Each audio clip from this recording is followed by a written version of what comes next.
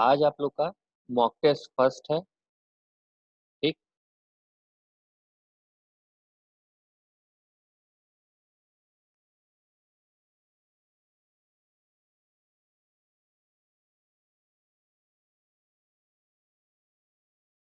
Paper आज का ठीक ठाक होगा आप लोगों का। पेपर हमने देखा है कि आज सभी पास हैं। ठीक है। तो हम सबसे पहले आपका यहाँ पे रिजल्ट शो आउट करेंगे।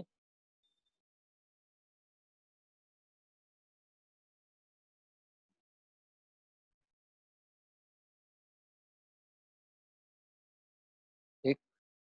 तो ये रहा आप लोगों का रिजल्ट।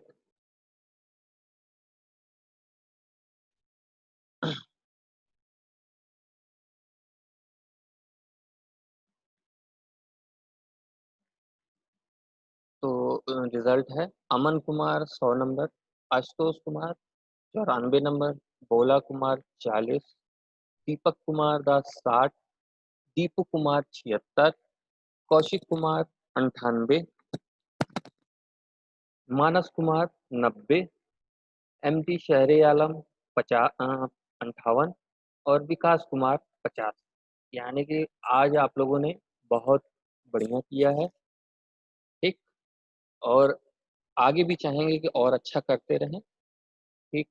तो अब हम शुरू करते हैं डिटेल से। हम डिटेल खोलेंगे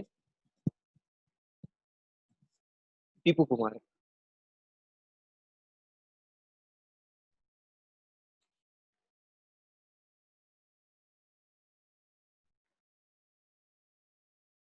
ठीक। तो ये रहा हमारा डिटेल। तो शुरू करते हैं हम। पहले क्वेश्चन, डिवाइडर निम्न में से किसके लिए प्रयोग किया जाता है?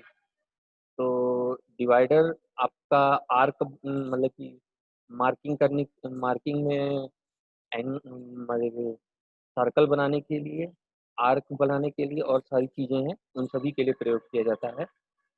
फोरजाचक बना होता है कास्ट आयरन का। ठीक। लेप के हेड स्टॉक के स्पिंडल की नोक पर कौन सा टेपर प्रयोग किया जाता है? तो मोर्स टेपर का प्रयोग किया जाता है, ब्राउन और शार्प टेपर का नहीं किया जाता है। ठीक। माइक्रोमीटर के थिम्बल के बेवल एज पर बने एक डिवीजन का मान होता है 0.01 mm। 0.05 mm का मान नहीं होता, 0.01। 5 डिग्री का वो होता है, एक्यूरेसी होती है, तो उसके हिसाब से अगर आप करेंगे तो 0.01 mm का ही मान बनेगा। माइक्रोमीटर किस सिद्धांत पर कार्य करता है? नट बोल्ट के सिद्धांत पे। माइक्रोमीटर में रैचेट स्टॉप सहायक होता है प्रेशर को कंट्रोल करने के लिए। ठीक। प्रेशर को कंट्रोल करता है। स्क्राइबर का पॉइंट एंगल कितना होता है? 12 डिग्री से 15 डिग्री तक। बी ब्लॉक का प्रयोग गोल वर्क को पकड़ने के लिए किया जाता है। इस पर वी ग्रूव होता है जिसका कोण होता है। वी ग्रूव का जो कोण होता है, जो एंगल बनता है, वो हमारा 90 डिग्री का बनता है। वर्नियर डेप्थ गेज प्रयोग किसे मापने के लिए करते हैं? स्टेप ब्लाइंड होल की गहराई हो।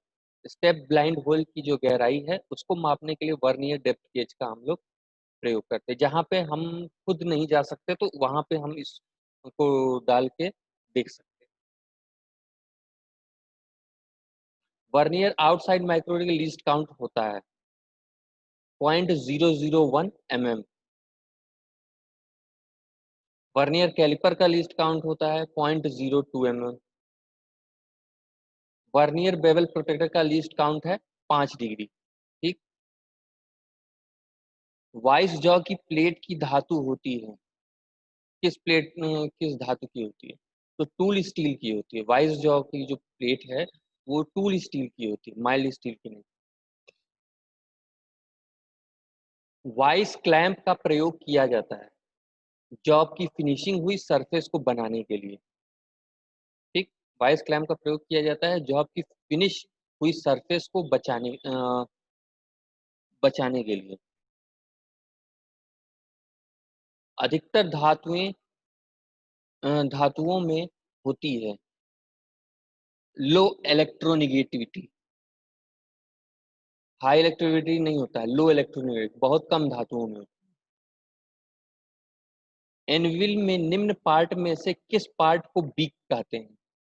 गोल टेपर्ड सिरा को। जैसे कि गोल है, टेपर्ड है, आगे में चोंच की तरह निकला हुआ है, तो उसी को हम बीक कहते हैं।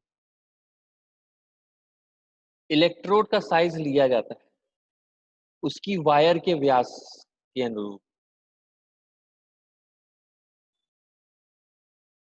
इलेक्ट्रोड कोटिंग के उद्देश्यों में से एक उद्देश्य है आर्क को स्थिर रखना। ठीक, आर्क के तापमान को कंट्रोल करना ये नहीं होता, आर्क को स्थिर रखना। एक 500 ग्राम भार वाले हैमर के लिए हैंडल की लगभग लंबाई होनी चाहिए 325 mm। ठीक, 500 ग्राम भार वाला अगर हैमर है तो उसके लिए 325 mm की लंबाई वाला हत्था होना चाहिए। एक पाउंड के बराबर होता है, 0.454 kg। ठीक, एक पाउंड बराबर 0.454 kg। Oxy acetylene cutting process में प्रयोग किए जाने वाले कटिंग नोजल का साइज मुख्यतः निर्भर करता है काटी जाने वाली धातु की थिकनेस पर। जो काटी जा रही धातु है उसकी थिकनेस पर उसका पॉइंट निर्भर करेगा। क्रॉस पिन हैमर की पिन होती है हेड में के क्रॉस में होती है। ठीक, हेड का क्रॉस यानी कि अगर हत्था ऐसे है तो उसका क्रॉस में ऐसे रहेगा। किस लेथ का प्रयोग छोटे जॉब को बनाने के लिए किया जाता है? बेंच लेथ को। ठीक, एक क्वेश्चन छूट गया था। कूलेंट की तरह प्रयोग करने के लिए सोल्यूबल आयल और पानी का सामान्य अनुपात होता है 1:20 का होता है। ठीक, किसी 90 डिग्री के से कम कोण कब होता है? क्या होता है? वो कब लिखा है, क्या होता है? न्यून कोण। 90 डिग्री से कम का कोण है तो वो न्यून कोण माना जाता है। किसी लुहार द्वारा प्रयोग में लाए जाने वाले पैटर्न और गर्म जॉब की मार्किंग व मेजरिंग के लिए किस प्रकार का टूल प्रयोग करते हैं? श्रिंक रूल का। ठीक, कौन सा रूल प्रयोग होता है? श्रिंक रूल का। आग में किस सरफेस की फ्लैटनेस और स्क्वायरनेस चेक करने के लिए इंस्ट्रूमेंट का प्रयोग किया जाता है? यानी कि फ्लैटनेस और स्क्वायरनेस हम सिर्फ ट्राई स्क्वायर के द्वारा ही चेक कर सकते हैं। कोल्ड चीजल में कार्बन की मात्रा होती है, कितनी होती है? 1% से 1.2% तक। ठीक, कोल्ड चीजल में कार्बन की मात्रा 1% से लेके 1.2% तक। ग्राइंडिंग करते समय प्रयोग करना चाहिए सुरक्षा चश्मे का। यानी कि ग्राइंडिंग अगर करें क्योंकि उसके कण उड़ते रहते हैं तो इसलिए वहां पे हमें सुरक्षा चश्मों का प्रयोग करना हो। गैल्वेनाइज्ड आयरन वह आयरन है जिस पर डैश के साथ कोट किया जाता है, जिंक के साथ कोट किया जाता है। गैल्वेनाइज्ड आयरन के ऊपर जो है हम जिंक का कोट चढ़ाते हैं, लेड का कोट नहीं चढ़ाते। चेतावनी चिन्ह का आकार कैसा होता है? कहीं भी आप चेतावनी चिन्ह देखेंगे वो हमेशा त्रिभुजाकार में होता है।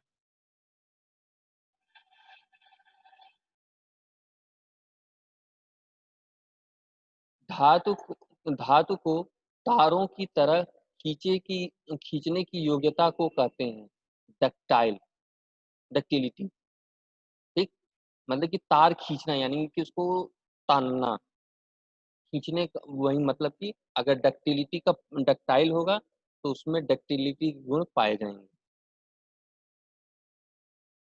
धातुओं के भौतिक और यांत्रिक गुण होते हैं।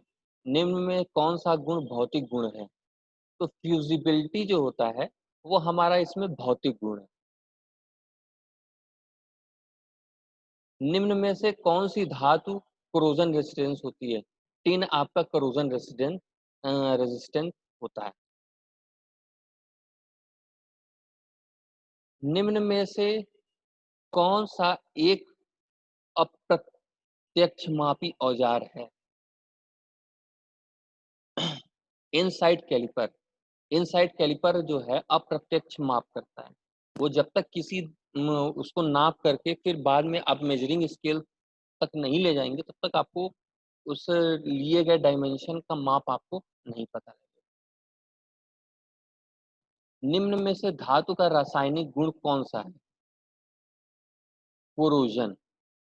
रासायनिक गुण पूछा है, कंडक्टिविटी नहीं। कंडक्टिविटी तो वो सुचालकता हो गया। कोरोजन जो है उसका मतलब कि जैसे कि जंग लगना। निषेधात्मक चिन्ह का क्या अर्थ है? मतलब कि यहाँ पर सख्ती से निषेध है, यानी कि यहाँ पे हर चीज़ कहीं पे भी निषेधात्मक चिन्ह है कि वो कार्य वहाँ नहीं करना है, यानी कि सख्ती से निषेध करना।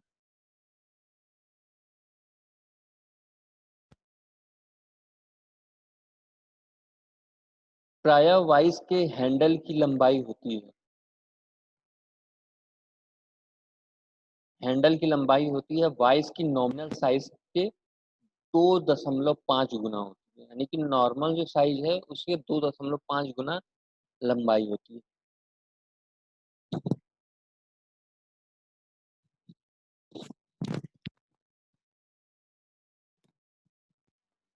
फायर पॉइंट होता है।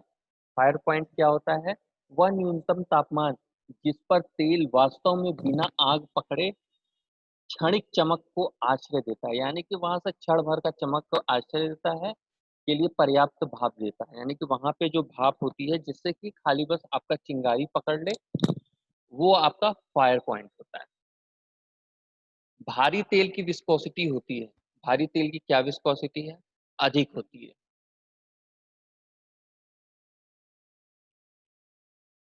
मीट्रिक माइक्रोमीटर में एक पूर्ण चक्कर में थिम्बल कितना आगे बढ़ता है? 0.50 mm। मीट्रिक माइक्रोमीटर में एक पूर्ण चक्कर में थिम्बल कितना आगे बढ़ता है? 0.50 mm। ठीक।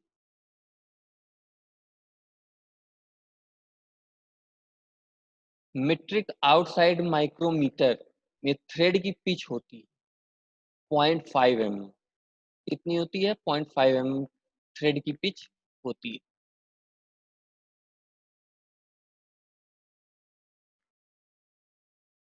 माउंटिंग करते समय चक के द्वारा लेथ के बेड गाइड वेज को खराब होने से बचाने के लिए गाइड वेज पर लकड़ी का पीस रखते हैं। मतलब कि जो गाइड करने के लिए होता है, तो वहाँ पे लकड़ी का एक पीस है कि वो धीमे से वो बस गाइड कर खराब होने से बचाने।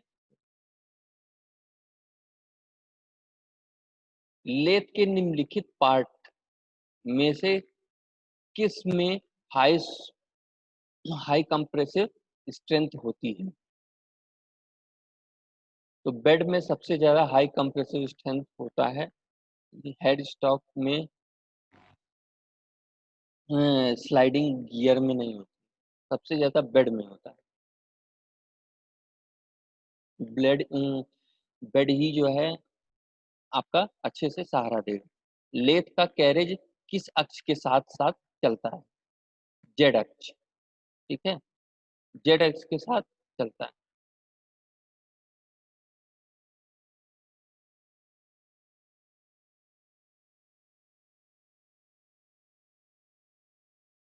लेथ का कैरेज लंबे तथा बेलनाकार लट्ठों को पकड़ने के लिए प्रयोग किया जाता है।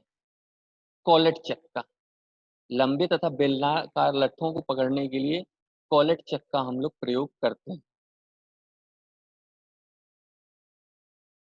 वेल्डिंग शॉप में किस प्रकार का फायर एक्सटिंग्विशर का प्रयोग किया जाता है? CO2 का, कार्बन डाइऑक्साइड का,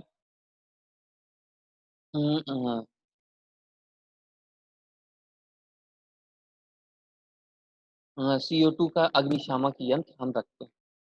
सेंटर पंच का कोण कितना है? 90 डिग्री। सेंटर पंच का कोण कितना होता है? 90 डिग्री होता है हमारा। स्टील रूल की धातु होती है स्टेनलेस स्टील की। सबसे छोटे साइज के इनसाइड माइक्रोमीटर की स्लीव पर किस रेंज से ग्रेजुएशन अंकित होती है? 13 mm से। ठीक है।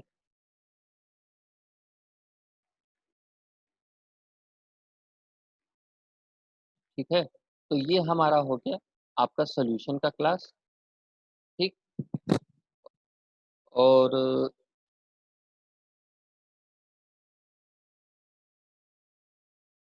अब हम सॉल्यूशन का क्लास ओवर हो गया है। ठीक है। और इसके बाद अब कल होगा आप लोगों का मॉक टेस्ट।